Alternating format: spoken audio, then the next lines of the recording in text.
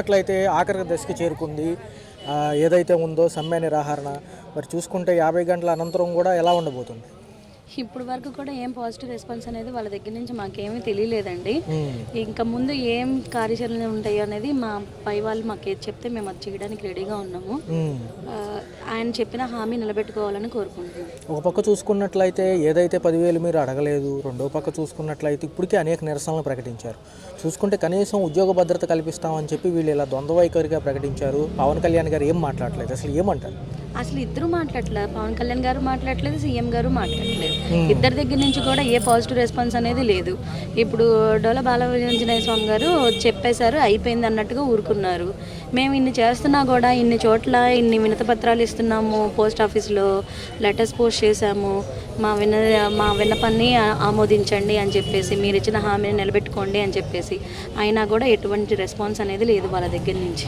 Madam, ఏదైతే బకాయిలకు సంబంధించిన విషయాలు కూడా ఎక్కడ ప్రస్తావనకు రావడం లేదు. మొన్నటి వరకు అప్డేటెడ్ లిస్ట్లో ఉన్నప్పటికీ ఇప్పుడు చూపించడం లేదంటున్నారు, ఎందుకంటారు? అసలు అప్డేటెడ్ లిస్ట్ కాదండి, వాళ్ళు ఎప్పుడైతే లేరు అని చెప్పారో అప్పటి నుంచి మా ఈ నిధి దాంట్లో కానీ అటెండెన్స్ దాంట్లో కానీ మా వాలంటీర్స్ అనే సెషనే తీసేశారు, క్లోజ్ చేసేసారు.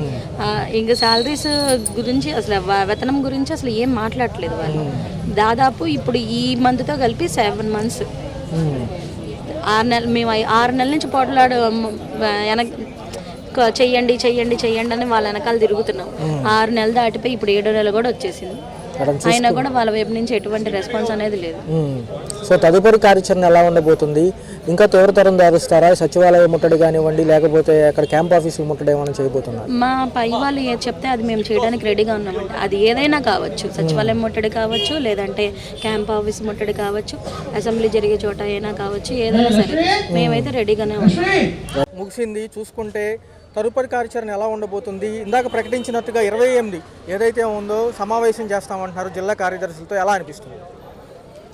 మాట్లాడి ఈ వాళ్ళ అధికారులతో మాట్లాడి సంప్రదింపులు జరిపిన తర్వాత వాళ్ళు సానుకూలంగా నిర్ణయాలు తీసుకుంటే మాకు ఇవ్వాల్సినవన్నీ వాళ్ళు పెట్టినయే తప్పించి మేము కొత్తగా అడిగినవి ఏమీ లేదు. 10,000 వేతనం ఏంటి, గౌరవ వేతనం ఏంటి, తర్వాత వీళ్ళకి ఇచ్చేయి మాకు ఉద్యోగ భద్రత ఏంటి, అన్నీ కూడా వీళ్ళ ప్రభుత్వం మాకు ప్రకటించినవే మేము అడుగుతున్నాం. మేము గొంతమ్మ కోరికలు అడుగుతలేదు, రకరకాలకు సంబంధించి స్కీమ్స్ మేమేమి అడగట్లేదు. దీనికి సంబంధించి ఈ మామూలుగా ప్రభుత్వం ఏదైతే మాకు ఇస్తానని చెప్పిందో అవి మాత్రమే మేము అడుగుతున్నాం.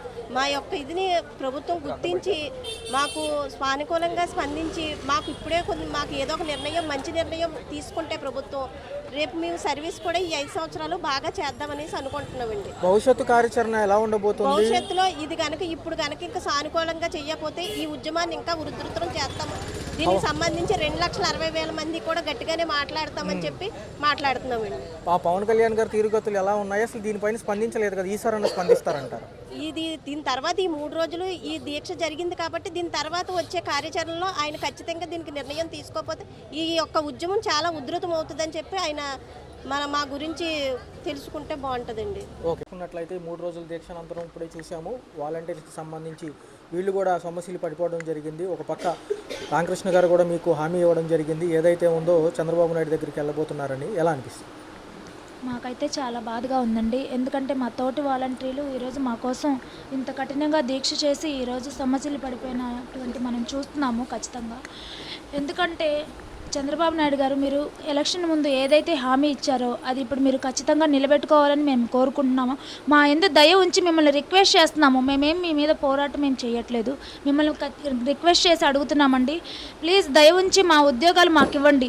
రేపటి రోజు ఎవరికి ఏ ప్రాణహాని రాకుండా ఈరోజు మా ఉద్యోగాలు మాకు ఇస్తే మేము ఎంతో సంతోషంగా మీకు కృతజ్ఞతతో అప్పుడు రుణపడి ఉంటామని అనుకుంటున్నామండి. ఈరోజు మమతా గారండి, సరోజిని గారు, వీళ్ళిద్దరూ 50 గంటల దీక్ష కఠినంగా చేసి ఈరోజు నీరసంతో పడిపోయారు. చూస్తూనే ఉన్నారు, సెలైన్ లెక్కిస్తున్నారు. చంద్రబాబు నాయుడు ఇది అయినా చూసి మీకు కొంచెం దయ ఉంచి మా వాలంటీర్లందరినీ మీరు జాబులోకి తీసుకుంటే చాలా ఆనందంగా ఉంటుందని నేను కోరుకుంటున్నానండి. ఓకే, చూసుకున్నాము 3 రోజులు దీక్ష చాలా కఠినంగా జరిగింది. ఇప్పుడు చూస్తేనేమో హాస్పిటల్కి వచ్చారు, సమస్యలు పడిపోయి. ఎలా అనిపిస్తుంది అండి? పాపం చాలామంది పిల్లలు రోడ్డున ఎంతోమంది ఉన్నారు. వాళ్ళు వాలంటరీగా చేశారు. కానీ పిల్లలు చూడండి ఎలాగ ఇదైపోయారు. ఉపవాసం అని అక్క అని అంటే వద్దమ్మా నీకెందుకన్నా కూడా అక్క 10 మందికి మేలు చేయాలన్నారు. మీరు 10 మందికి మేలు చేసేటట్టు మాకు ఆ పిల్లలకి సాయం చేస్తే బాగుంటుందని అనుకుంటున్నాం. ముఖ్యమంత్రి గారు మీరు ఎక్కడున్నా కానీ వాలంటీర్లు మాకు చాలా మేలు చేశారు. మీరు కూడా పట్టించుకొని వాలంటీర్లకి కొంచెం సహాయం చేయమని మేము కోరుకుంటున్నామండి. వాళ్ళ అక్కని మమత వాళ్ళ అక్కని పాప మరి ఇలా పడిపోయి ఉన్నారు. మాకు చాలా ఇబ్బందిగా ఉంది. పిల్లలను చూస్తే మీరు కనికరించండి. వాళ్ళ జాబులు వాళ్ళకి ఇస్తే చాలామంది లేనోళ్ళే ఉన్నారండి, ఉన్నోళ్ళు ఎవరు లేరు. వాలంటీర్లు వాళ్ళ మిద్దెలు మేడలు వాళ్ళకి ఏమీ లేవు.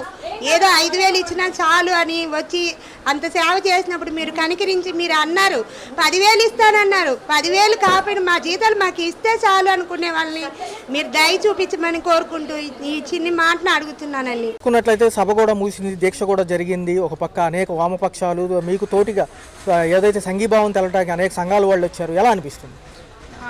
అనేక సంఘాల వాళ్ళు వచ్చినా సరే మేమైతే ఐక్యతగానే ఉన్నామండి. వాళ్ళు మాకు ఎంతగానో ఉపయోగపడుతున్నారు. మేము అసలు ఏం చేయాలి అన్నది మాకు ఇలా కాదు ఇలా చేయాలి అన్నది వాళ్ళు మాకు చెప్తున్నారు. అదేవిధంగా ఏంటంటే అసలు మేము వేరే కోరికలు ఏం కోరట్లేదు కదా. అసలు ముఖ్యంగా మేము కోరే కోరికలు ఏంటి, వాళ్ళు మమ్మల్ని ఏదైతే చేస్తామన్నారో అవి మాత్రమే మేము అడిగామా. ఉద్యోగ భద్రత ఇవ్వండి అని చెప్పి మీకు ఉద్యోగ భద్రత కల్పిస్తామని చెప్పేసి మీకు 5,000 ఏం సరిపోతున్నాయి, మీకు 10,000 చేస్తాము మేము అధికారంలోకి వచ్చిన వెంటనే అని చెప్పేసి వాళ్ళు చెప్పిన మాటలే కదా మేము అడుగుతుంది. మరి చూసుకున్నట్లయితే ఈసారన్న చంద్రబాబు నాయుడు దగ్గరికి విషయం వెళ్తుంది కాబట్టి పవన్ కళ్యాణ్ గారు కానివ్వండి ఈయన కూర్చుని సమావేశంలో అన్న కొంచెం చర్చించి మీకు త్వరితగతిన ఏదైతే సొల్యూషన్ చెప్తారంటారా, లేకపోతే ఇంకా సాగదీసే ప్రయత్నాలు ఏమైనా ఉంటాయంటారా? ఎందుకంటే 28న కార్యక్రమం ఉండబోతుంది, ఎలా అనిపిస్తుంది? అంటే ఇప్పుడు వాళ్ళు చంద్రబాబు నాయుడు గారి దగ్గరికి వెళ్ళినప్పుడు ఆయన ఏదో ఒక నిర్ణయం తీసుకోవాలి. ఖచ్చితంగా వాలంటీర్ల గురించి ఆలోచించాలి. ఎందుకంటే ఇన్ని సంవత్సరాలు మేము 5 సంవత్సరాల నుండి ఖాళీగా ఏమి ఉండలేదు కదా. ఖాళీగా ఉండకుండా మేము ప్రభుత్వానికి ఏంటి ప్రజలకి మధ్య వారధులుగా పనిచేసామే కానీ పార్టీకి ఏం పనిచేయలేదు కదా మేము. ఇప్పుడు మీరు అధికారంలోకి వచ్చారు, మీరు ఏదన్నా పని చెప్తే మేము చేయకుండా ఉంటామా? చేయకుండా ఉన్నాం కదా. అందుకని మీరు ఈ విషయాన్ని మాత్రం గుర్తుంచుకొని ఖచ్చితంగా ఇదేంటి మీరు విధుల్లోకి తీసుకోవాలని చెప్పి కోరుచున్నాం. మేడం గారు చూసుకున్నట్లయితే మీతోటి సహా ఎవరైతే ఇంకొక వాలంటీర్స్ ఉన్నారో సమస్యలు పడిపోవడం జరిగింది, పాపం ఎంత కష్టపడుతున్నారు, అందులో లేడీస్ని ఇంత ఇబ్బంది పెడతాం ఎంతవరకు సమంజసం అంటారు? అంటే పదవిలోకి రాకముందు నేను మహిళలకు తోడుగా ఉంటాను, ఎవరిని బయటగా రోడ్ల మీదకి రానివ్వను అన్న వ్యక్తి ఇప్పుడు ఎందుకు దాటవేశారంటారు ఈ అంశం? అధికారంలోకి రాకముందు ఎన్నో చెప్పారు, మీకు 5,000 సరిపోవట్లేదు, 10,000 చేస్తాము, మహిళలకు మేము భద్రతగా ఉంటాము అని చెప్పారు.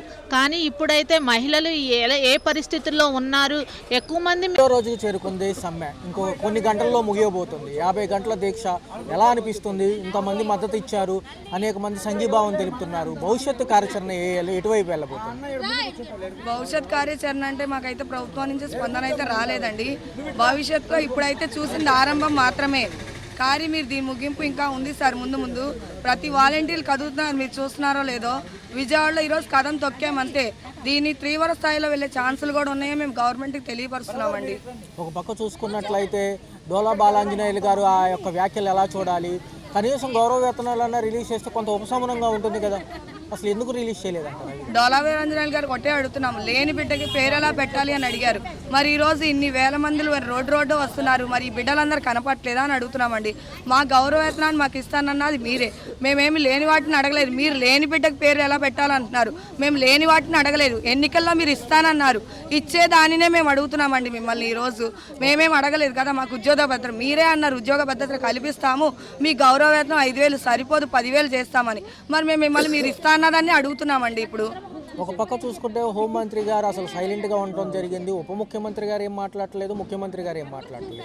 ఎలా ఉండబోతుంది? మరి ఇప్పుడు ఏదన్నా వేరే జాబ్కి వెళ్ళాలంటే వాలంటీర్లకు ఎక్స్పీరియన్స్ ఉంటుంది, చాలామంది ఏజ్ దాటిన వాళ్ళు ఉన్నారు. బయటికి వెళ్ళి చేసుకోవాలంటే ఆల్రెడీ గవర్నమెంట్లో 4.5 ఏళ్ళు పైచిలికి చేస్తున్నారు. ఎలా అనిపిస్తుంది మేడం అసలు ఈ విషయంలో? అయితే చాలా బాధగా ఉందండి. మమ్మల్ని వాళ్ళు ఇస్తానన్నారు కానీ ఇవ్వలేదు. ఒకటి, వాళ్ళు మమ్మల్ని తీసేయడానికి గల కారణం ఉండాలి. మేమేమీ చేయలేదు, మేము ప్రభుత్వానికి పనిచేసాం. మళ్ళీ చెప్తున్నామండి ఉప ముఖ్యమంత్రి గారికి, డోలా వీరాంజనేయులు గారికి, చంద్రబాబు నాయుడు గారికి, మేము పనులు చేసింది కేవలం ప్రజలకు ప్రభుత్వానికి మాత్రమే. మేము ఏ పార్టీ అతీతంగా పని చేయలేదు. ఈ రోజుకి కూడా మేము గవర్నమెంట్కే మేము ఫరుగా ఉన్నామండి. అంటే మరి చూసుకున్నట్లయితే ఒక పక్క మొన్నటి వరకు అటెండెన్స్ ఉన్నప్పటికీ ఈ ప్రకటన ఇచ్చిన తర్వాత ఏమో ఇప్పుడు ఆన్లైన్లో మిస్ అవుతుంది అటెండెన్స్ అని అంటున్నారు. అసలు ఏం చేయబోతున్నారు వీళ్ళంటే? అసలు మీరు లేరు అని అభద్రపు సృష్టి కల్పించి చూపిద్దాం అనుకుంటున్నారా ప్రజలకి? ఎందుకంటే పెన్షన్లు ఇచ్చింది మీరే, 4 తెల్లారుజామున ప్రతి నెల 1వ తారీఖు. ఏది సమస్య ఉన్నా డేటా మీ దగ్గర నుంచే వచ్చేది. మరి ఎలా అనిపిస్తుంది? ఈ విషయంలో అయితే చాలా బాధగా ఉందండి. ఎందుకంటే సెక్రటరీస్కి కూడా మొత్తం అన్ని హౌస్ హోల్డ్లు తెలియదు, అందరు పర్సన్స్ తెలియదు, కేవలం మా ద్వారానే లేదు. ఈ రోజుకి స్టిల్ హౌస్ హోల్డ్ మ్యాపింగ్ అని జరుగుతుందంటే అది మా ద్వారానే ఉందండి. ఇప్పటికీ దాంట్లో మా లింక్స్కే ఉన్నాయండి. వాళ్ళు మా రిజిస్టర్లో మా పేర్లు తొలగించవచ్చు, కానీ చాలా ఎవిడెన్స్ ఉన్నాయి మా దగ్గర. మేము కొనసాగుతున్నాము. స్టిల్ ఇప్పటికీ వర్కింగ్ స్టేటస్లోనే ఉన్నారు ప్రతి ఎంప్లాయీ. ఒక పక్క చూసుకుంటే నేను పదవుల్లోకి వస్తే మహిళల భద్రతకి అత్యంత పెద్దపీట అన్నారు. వాళ్ళని ఇబ్బంది పెట్టే వ్యవహారాలు నేను సహించబోనన్నారు. ఇప్పుడు ఉప ముఖ్యమంత్రి గారే ఇలాంటి సంఘటన గురించి ముందు ప్రస్తావించారు. ఇప్పుడు ఇబ్బంది పెడుతున్నారు. ఎందుకంటారు అసలు? ఎందుకంటారండి? వాళ్ళు ఇచ్చిన దాన్ని నెరవేర్చలేకపోయారు కాబట్టి వాళ్ళు ఉపసంహరించుకుంటారండి. వాళ్ళు ఉద్యోగ భద్రత అన్నారు, మహిళల భద్రత అన్నారు. ఏది మహిళల భద్రత? మేము 3 రోజుల నుంచి ఇక్కడ రోడ్డు మీద ఉండడం మహిళల భద్రత వాళ్ళు ఇచ్చేది. కనీసం సాటి పిల్లలు రోడ్డు మీద పడ్డారని కనీసం జాలి దయ లేదు ఆ గవర్నమెంట్కి ఈరోజు. ఇంకా మిగతా ఏ సంఘాలు మీకు సంఘీభావంగా వస్తున్నాయి? ఎలా అనిపిస్తుంది?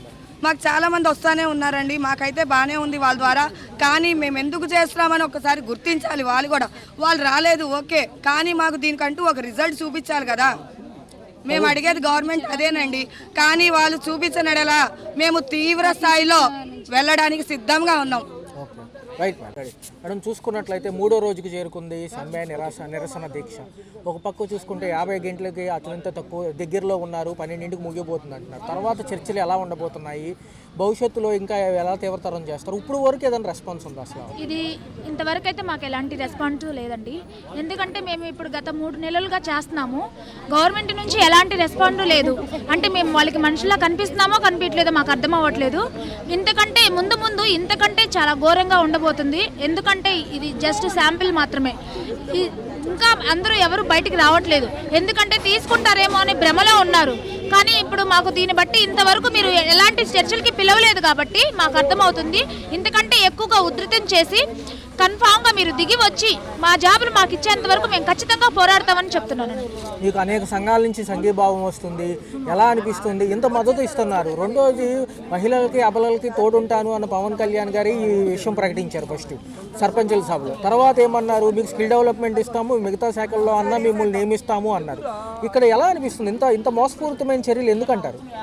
ఖచ్చితంగా దీనికి మాత్రం నేను ఖచ్చితంగా పవన్ కళ్యాణ్ గట్టిగా అడుగుతున్నానండి. పవన్ కళ్యాణ్ అన్న మీరు ఏం చెప్పారన్నా, ఎక్కడ ఆడపిల్లకి అన్యాయం జరిగినా నేను ఉంటానమ్మా అని ఓట్లకు ముందు ఒక మాట చెప్పారు. మరి ఇప్పుడు ఏమైందన్నా మీకు ఆ మాట? ఎక్కడున్నారన్న?